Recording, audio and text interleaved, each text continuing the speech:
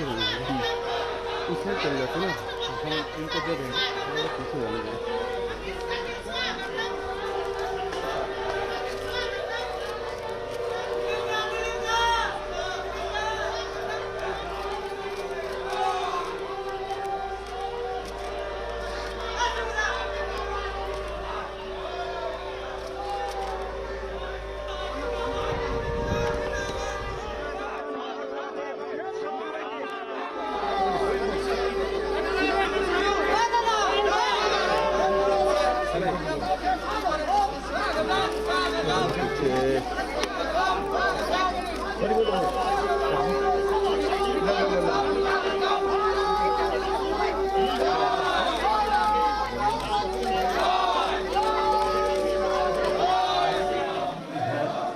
इधर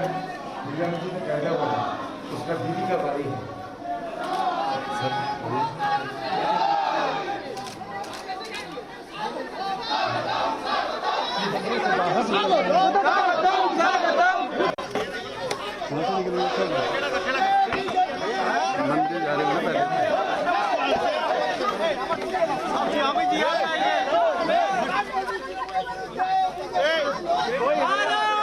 ये मेरा सौभाग्य है कि वीर शहीद खुदीराम बोस के जन्म स्थान पर आकर यहाँ की मिट्टी को कपाल पर लगाने का मुझे सौभाग्य मिला है। स्वतंत्रता संग्राम में बंगाल और बंगाली सपूतों का योगदान भारत कभी भुला नहीं सकता और खुदीराम बोस यही परंपरा के वाहक थे और वो वीर युवा था जिन्हें सिर्फ 18 साल की उम्र में अंग्रेजों के खिलाफ लड़ते लड़ते हाथ में गीता पकड़कर अपने आप को फांसी की फंदे को चूमने का साहस था। उनकी लोकप्रियता उस वक्त पूरे देश भर में इतनी थी कि कुछ बुनकरों ने धोती पर खुदीराम बोस लिखना शुरू किया और वो धोती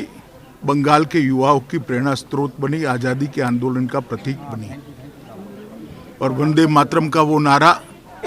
जो खुदीराम बोस ने फांसी पर चढ़ते हुए बोला था, वो पूरे बंगाल और भारत के युवा का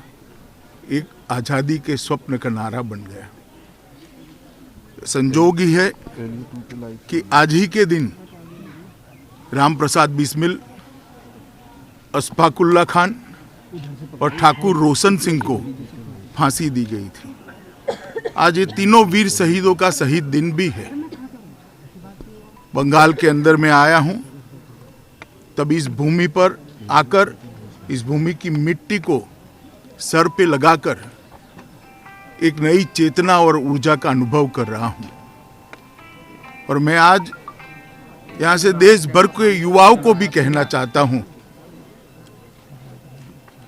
कि हमें देश के लिए मरने का मौका तो नहीं मिला है,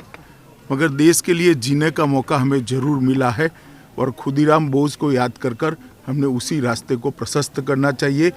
और मोदी जी के नेतृत्व में एक मजबूत, सशक्त, सुरक्षित भारत का निर्माण करना चाहिए। आज तीनों शहीद पंडित राम प्रसाद बिस्मिल, अशफाकुल्ला खान और ठाकुर रोशन सिंह, तीनों ने अपनी जान अंग्रेजों के खिलाफ लड़ते लड़ते दी थी। उनको भी मैं प्रणाम करना चाहता हूँ। और बंगाल के अंदर जो ओछी राजनीति करते हैं, मैं इनको ये बताने आया हूँ कि खुदीराम बोस जितने बंगाल के थे उतने ही पूरे भारत के थे और पंडित राम प्रसाद बिस्मिल जितने यूपी के थे उतने ही बंगाल के थे। भारत के लिए संघर्ष करने वाले, भारत के लिए आज़ादी के लिए लड़ने वालों ने कभी इस प्रकार की ओछी राजनीति की कल्पना नहीं की होगी। कम से कम